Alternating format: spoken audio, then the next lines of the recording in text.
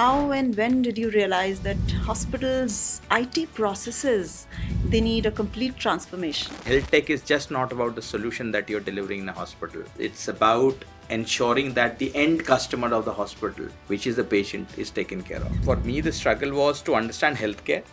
I did not understand the difference between a pathology and a laboratory and a radiology and a cardiology. For me, everything was the same. How has this competition impacted your customer acquisition and retention? How do you stay ahead?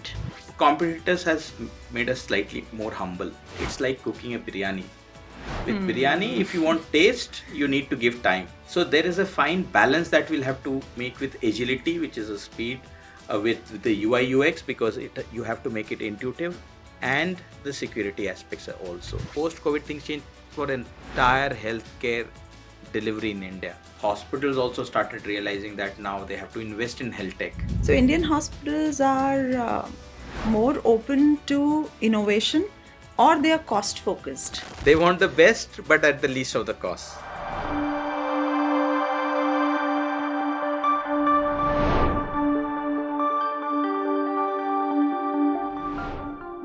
Namaskar, welcome to JIMSFounder series. Big ideas often come from small insights. Today's conversation is about transforming healthcare with digital solutions. Joining us is Mr. Surjeet Thakur, founder of Trio Tree Technology, a tech founder who has made hospital systems smarter, efficient, and patient-centric. Surjeet ji, welcome to JIMSFounder series. Thank you very much, Dr. Praveen. Thank you for having me. Yeah. So, Surjeet, you started your career with Max Healthcare's IT, and then you joined American Hospital Dubai before you founded Trio Tree Technologies. So, tell us more, how and when did you realize that hospitals' IT processes, they need a complete transformation? So I joined Max Healthcare also as a matter of chance. So I was placed in an IT company after having done my BE in computer science. But in 2000 there was a delay in joining because it was that Y2K issue. Oh, And yeah. my joining was delayed. I used to just lay idle at home, not do anything. My brother said that, this is not how it will work. So you just go and do an internship in Max Healthcare. That's how it started. But I started loving what I was looking there. Max Healthcare had brought a new trend. It was like what you see all the hospitals being like a 5-star of the services that you get. Prior to that, there was a typical understanding of how the hospital would be. So I started liking the ambience, the work, and though all of my friends used to ask, you are a computer science graduate, what are you doing in hospital? Exactly. I started interacting with doctors, and whatever it does, healthcare, visit to a hospital makes you more humble. You realize what the challenges are. And gradually, when I see the adoption of technology there and the struggles of clinicians used to come back and say, this is like an exorcist for me. I spend 15 minutes with this and spend 2 minutes with the patient. This is not how healthcare should be. So those things got ingrained at that point in time. For me, the struggle was to understand healthcare. I did not understand the difference between a pathology and a laboratory and a radiology and a cardiology. For me, everything was the same. Yeah. Plus the technology adoption bit. But I think the seeds were sown there, wherein I saw that there was a genuine intent by the clinicians to use or the clinical fraternity to use. Plus the management also was very keen that there's no choice, this has to be done. And that's how, love for health care, love for health tech started. That love went to the next level when I went to American Hospital Dubai. American Hospital Dubai was the first hospital outside US to have a JCIA. JCIA is like a NABH accreditation. Yeah. Okay. So same thing, what you have in US is known as JCO. Outside it becomes JCIA. So that's a national accreditation? International accreditation. And American Hospital was the first to get outside US. So their standards were slightly above. But their flair, understanding of technology, the urge to use technology to make the doctors and everyone use the technology So, I mean, it all strengthened my love for health tech. And then when I came back, I realized that we as a country are, I mean, miles behind. We're just not thinking about what is a routine for them. We're not even thinking. And that's when we thought that why don't we start something of our own. And it was in 2012 that we thought that let's try to do something wherein we'll make the doctors use the system. Oh, great. So that's how the journey started. Yeah, so it's more than a decade now. Very interesting. So, Surjeet, digital tools, they risk data compromise or slowdowns. How do you preserve data integrity and speed while enhancing functionality? And what quality controls and performance measures do you take? I'll give you an analogy for this. Yeah. You make the best product highly secure, but the speed is less, the clinicians will not use it because it'll kill the whole essence of making the doctors. But you make a product which is very niche, which very high UI UX, speed is terrific, but very bad compromised security, your administrators would be worried. So it has to be a balance. I always say this in my organization as well, that it's like cooking a biryani. With biryani, if you want taste, you need to give time. Yeah. So there is a fine balance that we'll have to make with agility, which is a speed, with the UI UX, because you have to make it intuitive, and the security aspects are also.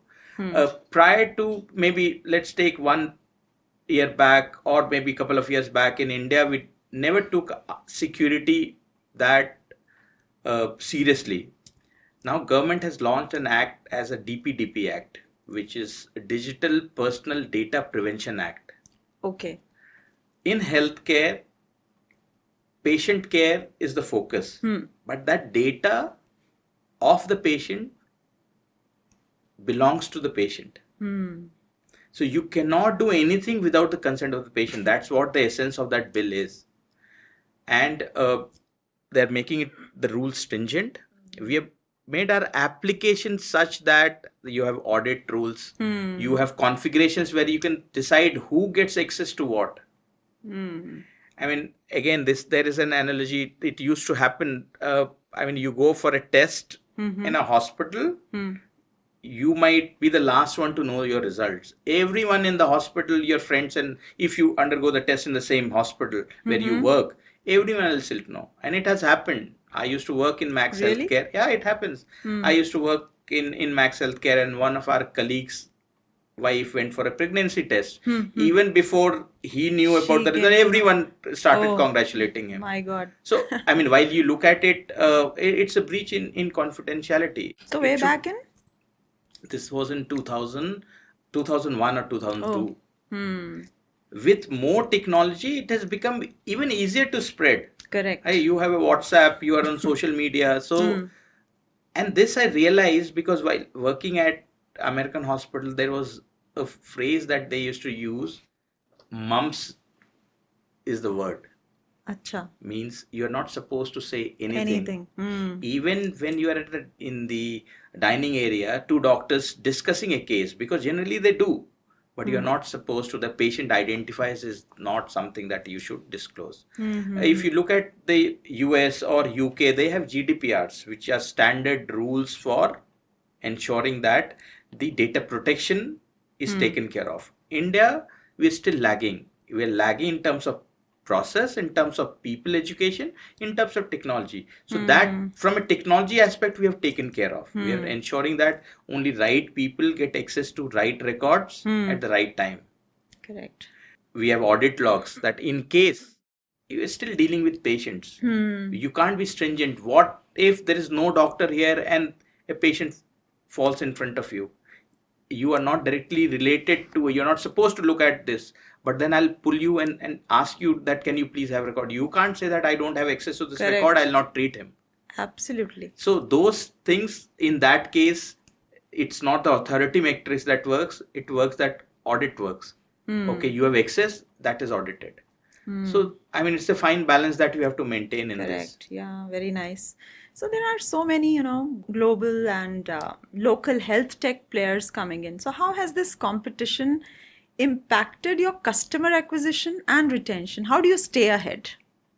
Competitors has made us slightly more humble, Okay. because I don't look at that they're taking our portion of what ideally should have come to us. I look at that from the perspective that the market is the same. Whoever is better in convincing the customer or the client or the hospital, they'll get the share. If it also, it's sort of an act of learning what are the new things. So we focus on internally. When you lose a deal, we have a discussion of why did we lose it. Okay. But also at the other side, I'll That also is tell also you, very important. Yes. it's and this I'm saying with full conviction of having acquired so many customers. Largely, the final decision is not about money. It's not about the product. It's about whether you will stand up for me when I need you at 2 a.m. Yeah. Because hospital works 24/7. Yeah, absolutely. And that commitment and that trust, if you're able to establish with them, I mean, your deal is done. Yeah. And that has been our pure differentiator. Having worked in hospital, these are the things that has been ingrained in me. I mean, one of the things that I asked a doctor, that how's that you remember so many names? If you look at a doctor, they'll see 40 patients, but they'll eventually remember all the patients' name. And they say in their education system, that's how they have been trained to remember names of the disease, the diagnosis, the name of the drugs, name of the patients. Yeah. Which is pretty difficult for any other human being. And same thing goes for me. When we, having worked in hospital, those things has been ingrained, that even a call at 2 a.m. you have to stand up, because you don't know, you might be dealing with a patient's life and death. Correct. Absolutely. So you and your team, as you said, helping the hospitals 24/7. So any story which is truly inspiring of those early morning support calls, which didn't just fix the problem, but it left your clients and your team smiling at that moment? I'll give you two stories, and real stories. In one of the hospitals, so because we have got clients in Middle East, they work in a different time zone. So one of the clients in Bahrain, and their split shift happened. So morning 9 till 1, the hospital will be there. Then everyone goes back home, only regular services, and they'll again start from 6 o'clock in the evening till 11 o'clock. Okay. That's how the entire country works, not only for healthcare, for everything. So 11 o'clock essentially means 1:30 here. Suddenly I receive a call from the CEO of a hospital saying all my discharge summaries are stuck because it's printing, lab reports are stuck, everything is stuck because everything is printing a date of 1901. Oh. And there's absolutely no way that I can give these records. By the face of it, it looked like a configuration issue, or someone would have changed something, something which is working 2 hours back. Suddenly, it will start giving you a wrong date. In 15 minutes, we could identify the problem, that by mistake, someone had changed the date time format. And we were able to... Everything went wrong. And the CEO, he was pretty happy because his services were restored within 15 minutes. That he jokingly told me that we'll offer you a Bahrain visa if you want. Great. Citizenship if you want, because we want this is the kind of support. Great. And so this, I mean, this is, I took a compliment on behalf of the entire team, but it happens. And those 2 a.m. calls is what I tell. It's about that service recovery. It's not about just acquiring a customer. We would have lost that customer had we taken 6 hours. First, not pick up the call because it's 1:30 in the morning. Who will pick up the call? So, but yeah. So that was one of the things that we did.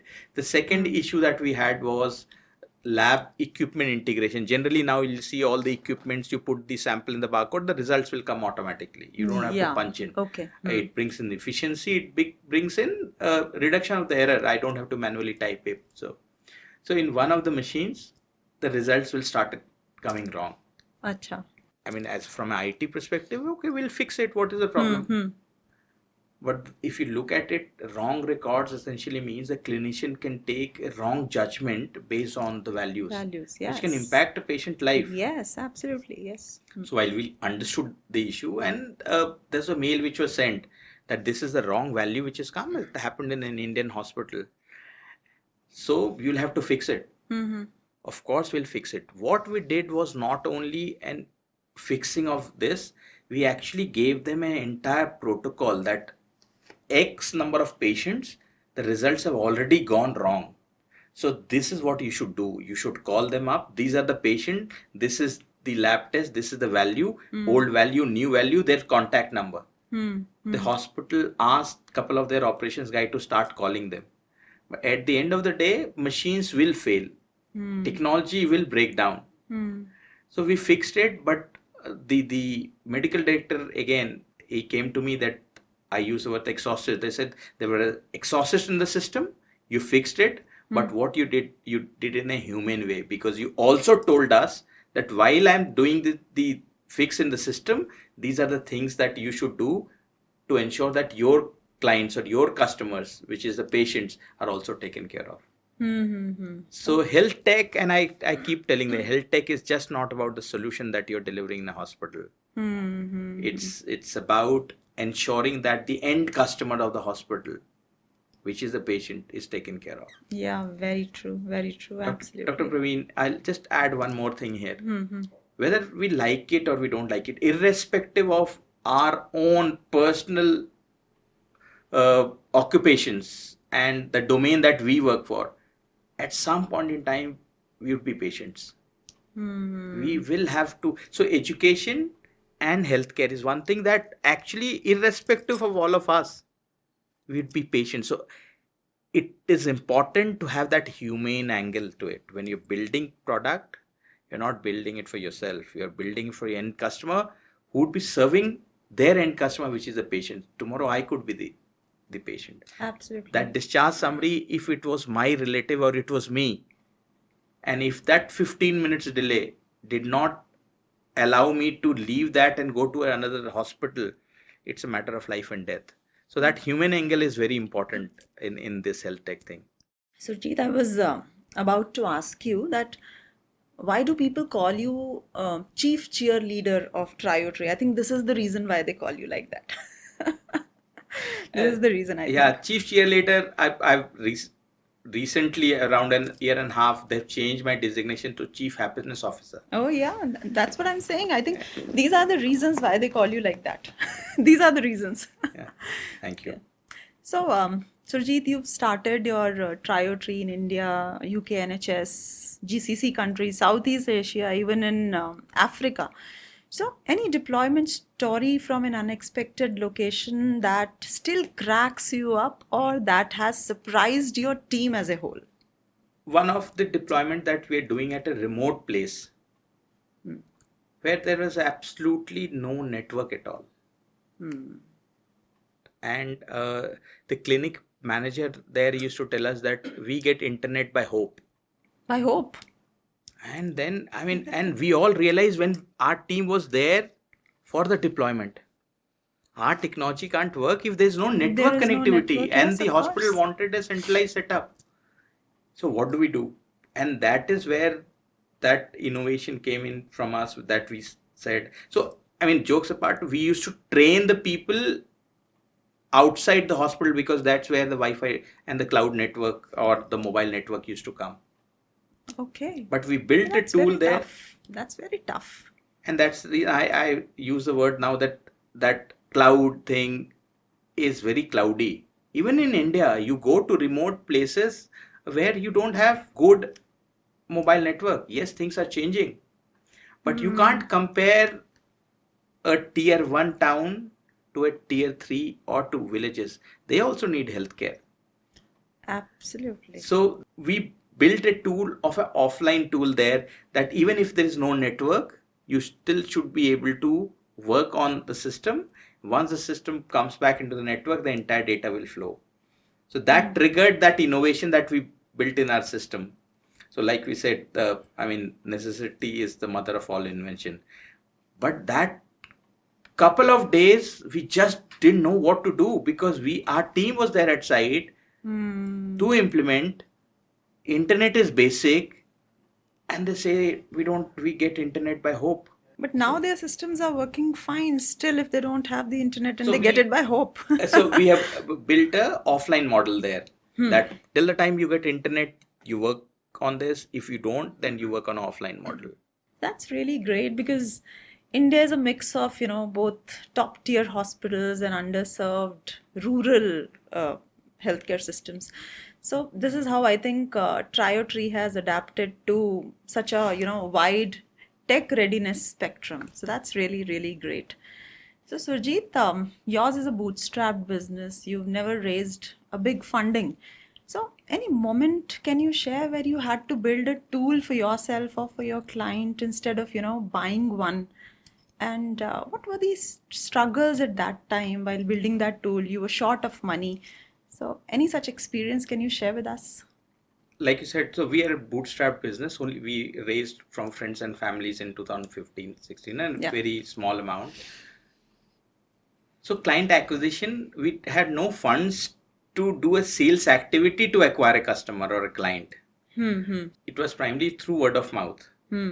So one of the doctors who we had worked earlier in our previous acquaintance, he was setting up his own hospital. And he called us, and this was in initial year 2013-14, when we had just started building the product. He called us and told us that we are giving you 48 hours. If you are able to do this without money, he's saying, I want to start this hospital. He had already given a PO to another partner of ours, a competitor of ours, but it didn't work out for him. His hospital was about to launch in 48 hours. He called us and said, if you are able to build this, this order is yours. I'm not confirming you the amount, but I'll pay you. For us, it was as if he was our sales guy. He has got our first deal. And we took it up with our both hands. We worked 24/7. I remember I did not sleep for 72 hours during those times. Okay. CEO during the day, developer during the evening. In night, I used to be the QA. So I use the phrase from doorman to chairman. Okay. And when you're building a startup, that's what you end up doing. Yes. And that client of ours is there with us for the last Since 11 then. years. Okay. And the product fundamentally that we build there is the core of what is being used. So how long did you take to build that product? Because he gave you 48 hours. So the product was already there. We built a bit of customization to suit him on top of it. And one additional thing that he had asked for was the lab integration middleware. He said that is, for me, that is my must because my entire business is based on that middleware. So that we built it in a scratchy way. In 48 hours, we launched it. And then we decorated it. We put a nice UI UX for it. But the fundamental, the core is still the same. So this hospital is in Delhi? This hospital is in Roorkee. That made it even worse because there was a travel time that we had to go there. So I remember someone was driving and we were still coding while sitting in the back of the car. So it was all fun. Yeah. So as a health tech founder, enterprise health tech founder, what is more important? So is it like relentless customer focus or strong tech architecture? What do you think? What is your choice? So I think customer focus for sure, customer trust. You can hire for tech. Okay. You can hire for domain. I see a lot of people say that, no, you need to have a tech understanding. You need to have a healthcare understanding. All of these, if you have money, you can hire. You can build tech. That focus you can't build. Correct. You need to understand healthcare. You're building it for your end customer is not the hospital. Your end customer is actually the patient. So for me, customer hands down customer focus. And where will you place deep domain expertise? I mean, domain expertise is important. So I'll say customer focus or customer trust, then domain expertise, and then tech. Okay. Because tech, I mean, can be a mobile friendly application. There can be an application built on open APIs. There can be open architecture. It could be on a proprietary architecture. It could be anything. Ultimately, it should serve the domain. So technology for me is just not important. When we use Zomato, do we know what technology it is in? Correct. We don't. We don't. So what is important is whether it is serving for your end customers, end customer of your customers, which is the patients. Yeah. So scaling health IT nationally, it requires, both good infrastructure and I think providers partnership. So how do you structure growth, especially with hospital teams, with clinicians, with local integrators? How do you do that?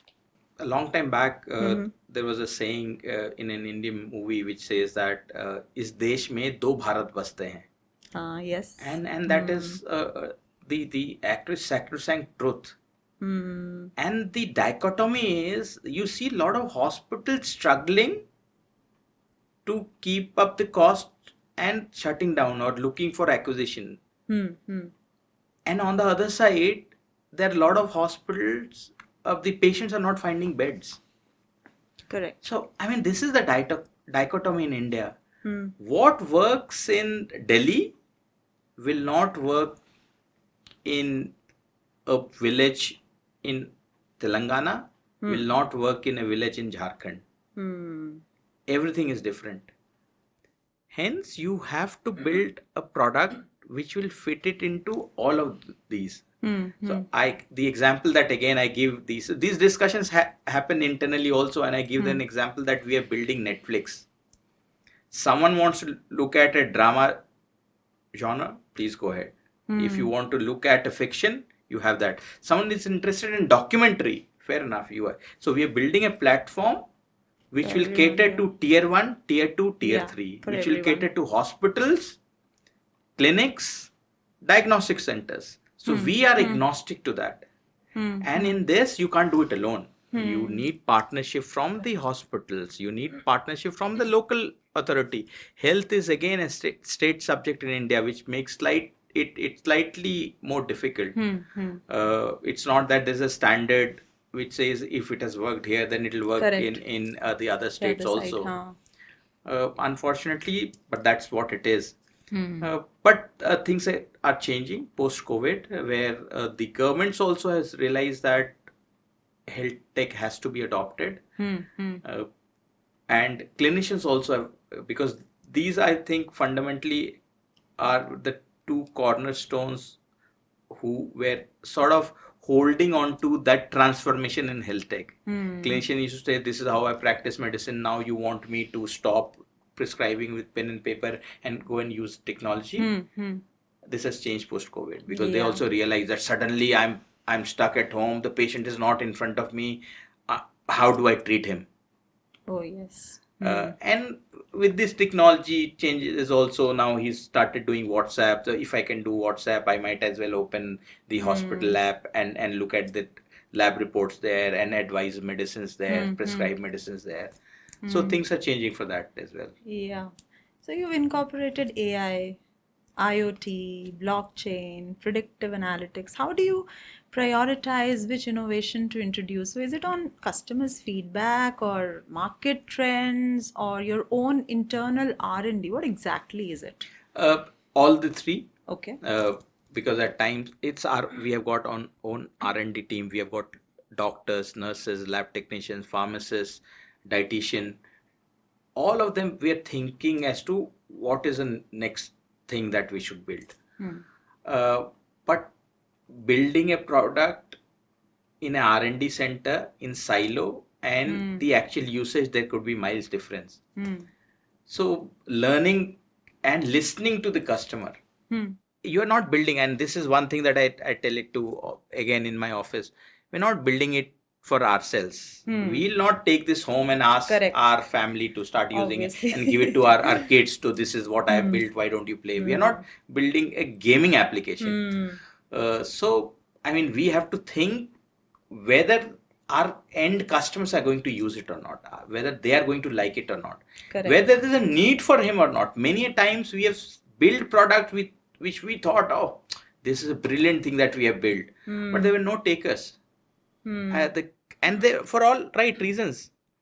And then competitors. At times competitors, and that's what I said, competitors at times make you humble because you did not think about something which they have thought and they have solved. Yes. So learning from that and building it there, I mean, it is not. I mean, this is we're part of the same ecosystem. You learn from others. So all three, but primarily it is from the customers. Listening to the customers, looking at what their real problems are, and whether you are able to solve those or not. Correct. So you are into the space since very long. It's been more than a decade now. So, in your opinion, which part of healthcare do you think will be disrupted by tech the most in next 5 years? And are you prepared for it? Have you built something for future? Artificial intelligence. Definitely it's going to change not only healthcare, it is going to change the entire strata of all the industries, all verticals. Definitely healthcare. Okay. Doctors will still remain at the center of the healthcare delivery. That will not change. But the paraphernalia around, the technology around, the AI around, the cognitive computing around, those things will help him take easier decisions, faster decisions. All those knowledge that a clinician has in his own brain as of now, that would be out in open. Okay. And he has to adapt because that knowledge is now open to everyone else. Yes, absolutely, yes. Surgeries, I mean, now there are robotic surgeries that happens. So AI, I think, is going to change, and there are a lot of discussions that we have with clinicians, and they say that no, AI will never be able to replace doctors, and I tell them that they're not going to replace you, and that's not their intent also. They're there to augment you so that you focus on something else. Yes. So your nature of work will change. It's not that suddenly you will start doing something else. Correct. And we are building tools for this. One of the things that I also think will change is, again, voice-based AI. Okay. So just imagine, and this is the thing what we have built in our application, the challenge of making the clinical transformation was making the doctors use the system. Rightly so, doctor used to say that, I mean, I've got only 15 minutes to look at this patient. So now I talk to him for 12 minutes and then I type, and I'm a slow typer. So it takes me now 30 minutes. So I'm losing revenue. I'm able to see lesser number of patients. So my patient care has also gone down. And all these are right things. If I don't know to type, I don't know to type. That's where the NLP has come in, the natural language processing. Correct. So we have built a tool in the application itself, wherein if the normal conversation between patient and the clinician, and it could be just say, okay, how long have you having this problem? What is there in your family? Okay. We do a natural speaking thing. So it'll capture those low voices and whispers also? It does. And Because docs don't do that. And we support 178 different languages. Whether it's Malayalam, whether it is Telugu, whether it is Kannada, whether it is Bengali, whether it is Gujarati, Marathi. And it could be a mixture of anything.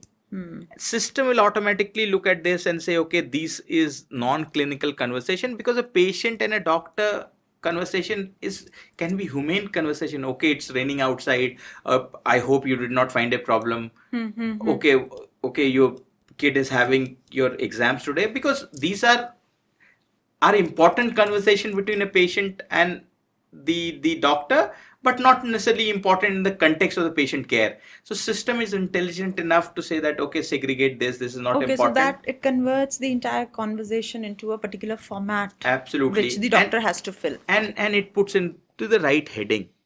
So Okay. it does, okay, this is my chief complaint, So because that's while very I'm talking, so interesting. you say I'm having fever for last 3 days, system will automatically go and Oh, put it fever in for the last 3 days. complaint. Ah. Fever 3 days. I'll say, okay, are you diabetic? You say, yes, I'm diabetic. Anyone in family is diabetic? Yes, my maternal uncle is. Everything is documented. So effectively what I do is, as a clinician, everything is there. I just do a final check, and if I don't want to, or I want to change a few things, I do it and save it. And the So doctor advice is also recorded, and then everything. So it I goes say, okay, I think you should take paracetamol paracetamol. Okay. when you have fever, and plus you do all these lab tests. System it's doing So everything. it's doing well. I mean, it is accurate. It is 99. 99.5% accurate, and there are That's a good doctors number. in 99.5. healthcare. It's a very good number. Even you look at Google Translate, there in healthcare, it is only close to 90% is what they say their success rate in healthcare, because terminologies are different, are difficult. So this we have already built, and there are early adopters. There are a few doctors who are using, and they're loving it. Oh, that's great. So, Surjeet, entrepreneurship is not easy. There are a lot of hurdles in the way of the founder. So, what were the challenges that you faced while building Trio Tree Technologies? The reason why we started Triotree was because we thought that let's change the way healthcare is being delivered, because I had got that understanding and experience of working abroad. Why don't we bring the same thing here? So that passion was there, but there's no planning, and I'm trying to be brutally honest with you. Uh, we wanted to be bootstrapped because we thought we are trying to solve a problem. We don't want we want to be answerable to our clients, not answerable to our investors. I'm not saying this in a derogatory term, but we wanted our core focus to on building the right kind of product, and that is where challenges were there, because when there is a scarcity of money, money solves a lot of problem for you. It Yes. opens a lot of doors for Yeah, you. it gives you security. Yes. It gives you access to right kind of resources, right pool of resources. So we did not have that. So that was sort of an initial challenge that we had. And then scaling it also, you need money to scale. Again, there is a share that says, पैसा खुदा तो नहीं, but खुदा से कम भी कम नहीं. भी नहीं. Yes, So absolutely. primarily the challenge was this, but if you ask me, after being running this for last 13 years, the fundamental thing which is required is your love for what you're doing. That passion is important. That is what there were a lot of struggles that we had in terms of dearth of money. In 2020, there was a time when the first COVID had come. We had defaulted on a lot of statutory dues, because our core focus was customers are where hospitals, healthcare facilities. When the COVID came, none of them was prepared. The OPDs had been shut, so they didn't have funds to acquire a new IT software. Whatever they had, they were focusing on the healthcare delivery. Because their funds had also dried up. OPDs were zero. They didn't know how to adopt to the newer, stricter norms of 6 feet ki duri. How will the healthcare delivery still happen? So we had a real bad time for almost 6 to 9 months, where the entire focus of hospital was only video consultation. They were not doing the entire Yes. hospital softwares. And during that time, we defaulted on a lot of our statutory payments. We are at the brink of bankruptcy. Oh, acha.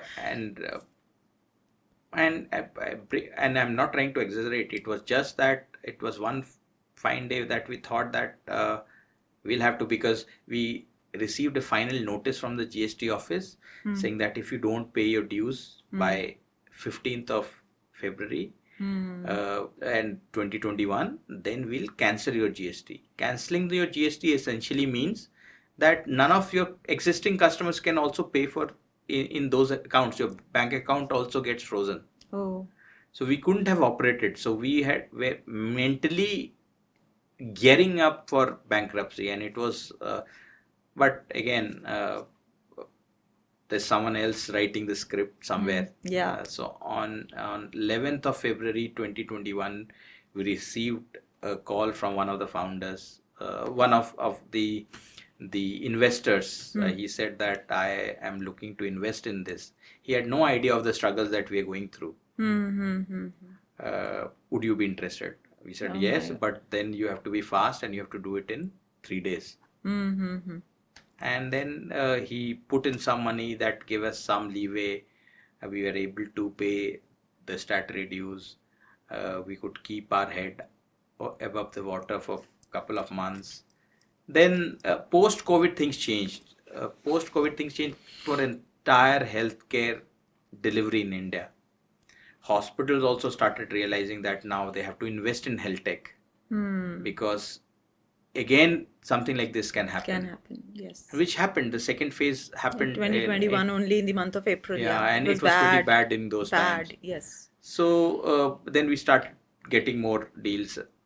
And again, like destiny would have it, I also, in the second phase, I was admitted to the hospital. I was in ICU. During that time, I received a call from a hospital. I mean, there were 37 calls, missed calls, because I was sleeping.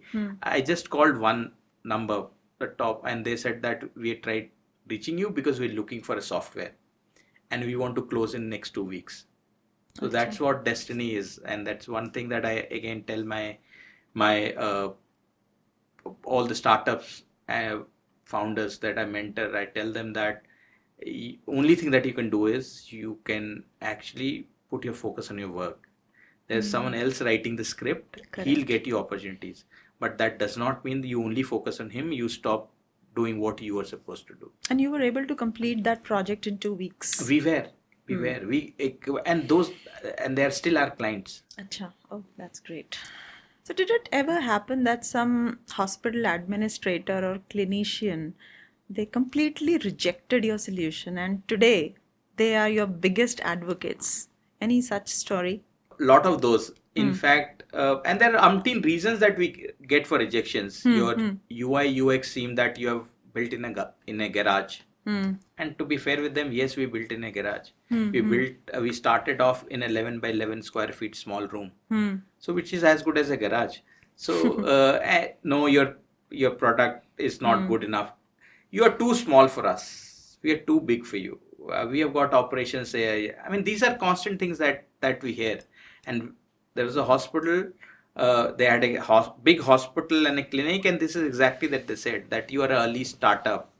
I can't take that risk in you. And I mean, it was to happen. They went for another premium product. Okay. They shelled a lot of money, and then they were left high and dry because the server crashed, and they didn't have any data with them, and there was no support from that company. And then they called us in distress and said that we want to again relook at your product. And it has been almost 9 years now, and they are still our client. Oh, that's great. And they are based out of Delhi. Surjit, अगर health take founder नहीं होते तो क्या होते? Dr. Praveen, मेरी पैदाइश has been in a very small place, town in Jharkhand. And हमारे सपने बहुत छोटे होते थे. मुझे स्टार्टिंग में पता भी नहीं था कि what I'm good at और मैं क्या करूँगा लाइफ में. One day I wanted to be an army man, second day a policeman, third day cricketer, a footballer, so on and so forth. Every day my thing used to change. मेरी qualities क्या थी, लेकिन one thing which I was good at was comparing. I used to, in school events, my voice was relatively better than others. मैं शेर व शायरी भी कर लेता था to connect with the audience. So I used to get that opportunity. अगर नहीं होता तो शायद मैं stand up comedy कर रहा होता या comparing कर रहा होता. That's great. Surjeet, some quick questions to you.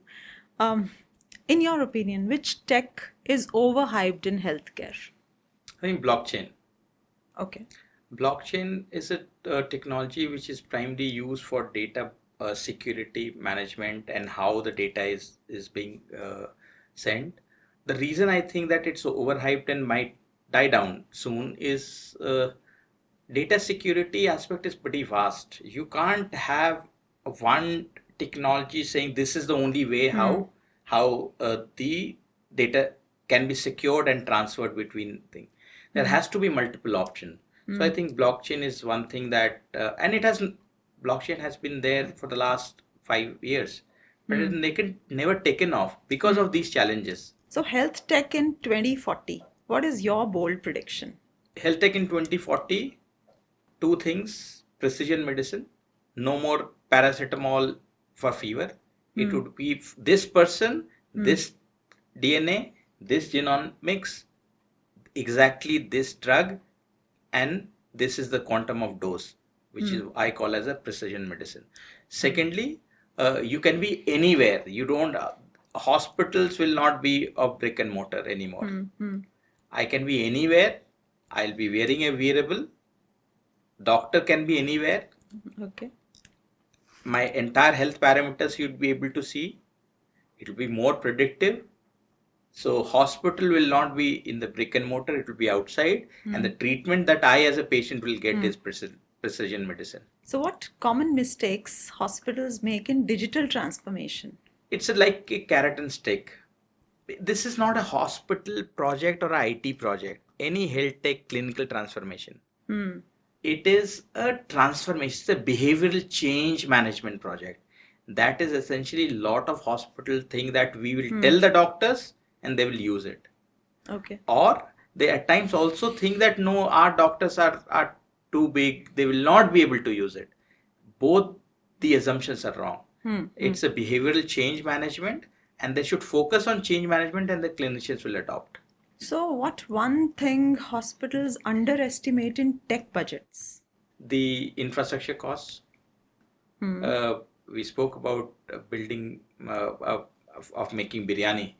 If you want to have that flavor of biryani, that it should taste right, it should taste nice, it should smell nice, you have to invest in infrastructure. You have to ensure, we are talking about data security. Data security will not come with the same old technology. You have to put firewalls, you have to put WPAs, you have to put those tools which might cost you to ensure that you are able to get those benefits. So Indian hospitals are more open to innovation, or they are cost focused? They're focused on innovation with cost focus is what I'll say. They want the best but at the least of the costs. They're willing to adopt, they're willing to innovate, but at the least cost possible.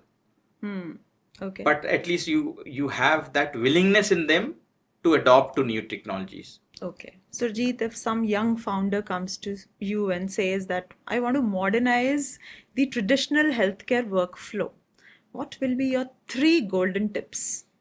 Number 1, have you ratified it with someone that this is the actual problem that you are trying to solve? Many times I've seen people building a product but solving imaginary problems. Okay. So first rule is you first confirm that this is a problem which is there that you are trying to solve. Number 2, my suggestion is 3 P: patience, perseverance, and perseverance. Third is more of a check, timeout check. Do you love building this? What if it takes 7 years instead of 2 years? Will you still build it or not? As a dipstick check for the passion. So these are the things that I would ask them, because I mean things can be tough, and at that point in time, what will take you the next is how much you love what you're doing. Surjeet, your advice, your insights, your story, I'm sure young founders will definitely benefit out of it. Thank you so much for being on the show. Thank you, Dr. Praveen. It was an absolute pleasure. Thank you very much. Mr. Surjeet Thakur's journey is a reminder that with perseverance, patience, hard work, and with right vision, nothing is impossible. We wish Trio Tree Technologies a continued success, and with this, I conclude my 13th episode of JIMSFounder series. Dhanyavad.